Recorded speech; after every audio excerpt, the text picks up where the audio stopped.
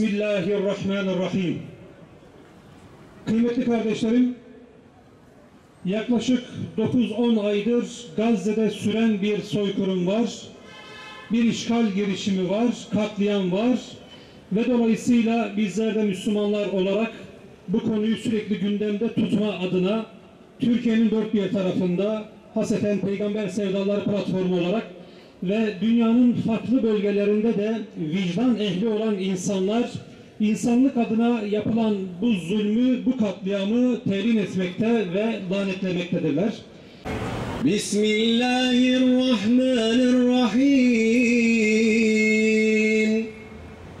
وَالضُّحَى وَاللَّيْلِ إِذَا سَجَى مَا وَدَّعَكَ رَبُّكَ وَمَا قَلَى وَلَلْآخِرَةُ خَيْرٌ لَكَ مِنَ الْأُولَى وَلَسَوْفَ يُعْطِيكَ رَبُّكَ فَتَرْضَى أَلَمْ يَجِدْكَ يَتِيمًا فَآوَى وَوَجَدَكَ ضَالًّا فَهَدَى وَوَجَدَكَ عَائِلًا فَأَغْنَى فَأَمَّا الْيَتِيمَ فَلَا تَقْهَرْ وَأَمَّا السَّائِلَ فَلَا تَنْهَرْ وَأَمَّا بِنِعْمَةِ رَبِّكَ فَحَدِّثْ صَدَقَ اللّٰهُ الْعَظِيمُ.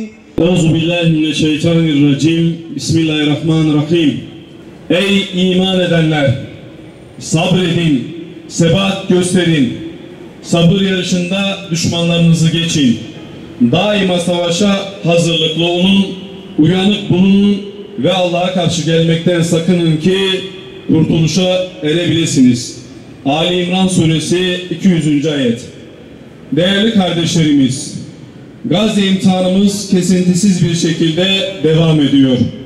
9 ayı aşkın süredir devam eden zulüm ve soykırım sürecinde fiilen kardeşlerimizin yanında olmak, şurada dursun, onlara bir lokma ekmek, içecek su ulaştırmayı bile hakkıyla beceremedik maalesef.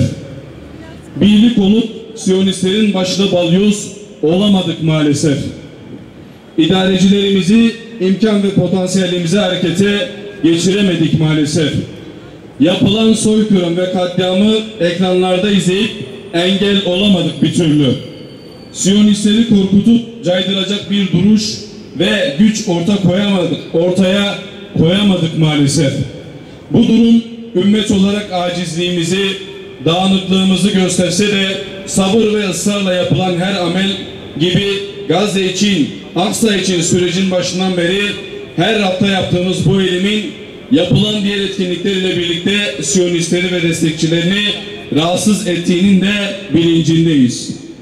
Daha geçen haftalarda Siyonist destekçisi firmaları protesto için meşru zeminde eylem yapan genç kardeşlerimiz Siyonistlerin ve destekçilerinin hedefi oldu. Tarihte az rastlanır vahşet örneği sergileyen Siyonistler ve yardakçıları bu vahşeti kabul etmeyip karşı çıkanları, protesto haklarını kullananları kamuoyu nezdinde suçluymuş gibi gösterip algı oluşturmak için içimizdeki işbirlikçi ve satılmış uzantılarını da harekete geçirerek şer ittifakı oluşturmuşlardır. O halde bizler de haykırıyoruz. Diyoruz ki haklı davamızdan asla vazgeçmeyeceğiz. Siyonist destekçilerine, içimizdeki uzantılarına kesinlikle geçit vermeyeceğiz. İnsanlık için muzur kanser hükmünde olan Siyonizm uğrunu söküp atmak için mücadeleden bir an geri durmayacağız. Siyonist vahşeti, soykırımını ve işbirlikçilerini ifşa edip tüm dünya nezdinde mahkum edeceğiz. Siyonizme destek verenleri boykot etmeye hepinizi davet ediyoruz. Değerli kardeşlerim, gelinen aşamada gerek dünyada gerekse ülkemizde Siyonist barbarlığın ve tehlikesini fark edip tavır koyanların gittikçe arttığına şahitlik ediyoruz. Kudüs ve Aksa bilincinin Müslümanlar arasında kökleşip kalıcı hale geldiğine şahit olmaktayız.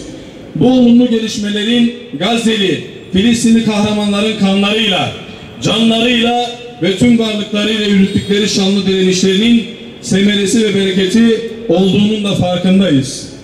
Kudüs ve Aksa bilinciyle bilinmiş, vahdet silahıyla silahlanmış ümmetin evlatları elbette ki Gazze'li ve Filistinli kardeşlerimizle birlikte olup Siyonistleri mübarek beldeden söküp atarak Siyonizmi tarihin çöplüğüne gömeceklerdir Allah'ın izniyle. Yemen, Lübnan ve sair yerlerde yükselen direnişler bunun göstergesidir. Filistin dışında yeni işgal cepheleri açma niyetinde olan Siyonistler, yek vücut olmuş ümmetin direniş erlerinin çelik iradesi ve azmi, cesareti karşısında hezimete uğrayacaklardır Allah'ın izniyle. Bundan hiçbir kuşkumuz yoktur. Ümitsiz değil, inançlıyız. Yeter ki bilincimizi diri tutup Gazze'yi sürekli olarak gündemimizin başına alıp kardeşlerimizi yalnız bırakmayalım. Irkı, mezhebi, siyasi kısır tartışmaları ve ihtilafları bir kenara bırakıp Kudüs ve Aksa davasında kenetlenmiş saf halinde mücadele edelim. Bu dava Müslümanların en önemli hastalıklarından olan ihtilaf ve parçalanmışlık halinin sona ermesine de vesile olacaktır Allah'ın izniyle. Ülkemizde yaşayıp aynı zamanda terörist rejimin vatandaşı olan bazı Siyonistler Gazze'deki katliama doğrudan iştirak etmektedirler. Bu insanlık suçunu sosyal medyada paylaşacak kadar cüretkar olan bu soykırım suçlularının tespit edilip yargılanarak cezalandırılmaları ve vatandaşlıktan çıkarılmalı, duyarlı ve vicdanlı kamuoyunun ortak talebi ve beklentisidir aynı zamanda. Hüdapar'ın konuyla ilgili kanun teklifi meclis gündemine alınmıştır. Bu kanunun görüşülüp oylanmasında milletvekillerinin milletin talep ve tercihi doğrultusunda vicdani tutum takınmaları ve kanunun kabulü yönünde oy kullanmaları için çağrıda bulunuyoruz. Gelin içimizdeki Siyonist ve hainleri ayıklayıp hak ettikleri ceza ile cezalandıralım.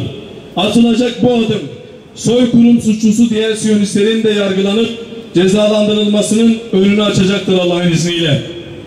Aksa ve Kudüs davasına destek için atılacak her adım, ama her adım, yapılacak her faaliyet, söylenecek her sözün değerli olduğu bilinciyle cehd ve gayretimizi Allah rızası için artıralım, saflarımızı ise sıklaştıralım.